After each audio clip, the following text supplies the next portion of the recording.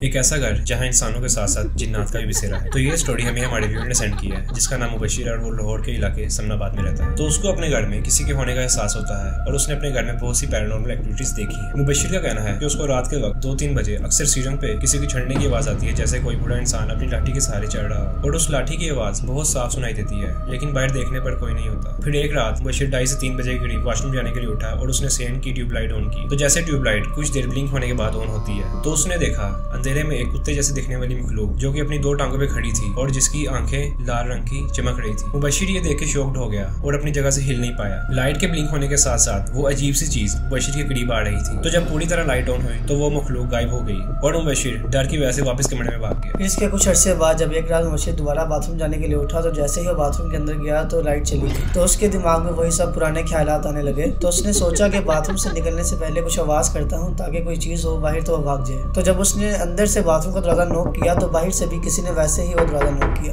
वो ये देख के बहुत ज्यादा डर गया और जब तक लाइट नहीं है तब तो वो बाथरूम से बाहर नहीं निकला। मुबशिर ने सारी बात अपने घर वालों को बता दी और मुबशिर को आज भी ये चीजें महसूस होती हैं, लेकिन वो इन पे ध्यान नहीं देता। तो आपको ये स्टोरी कैसी लगी कमेंट सेक्शन में बताएं। अगर ये वीडियो अच्छी लगी इस वीडियो को लाइक करें और शेयर करें।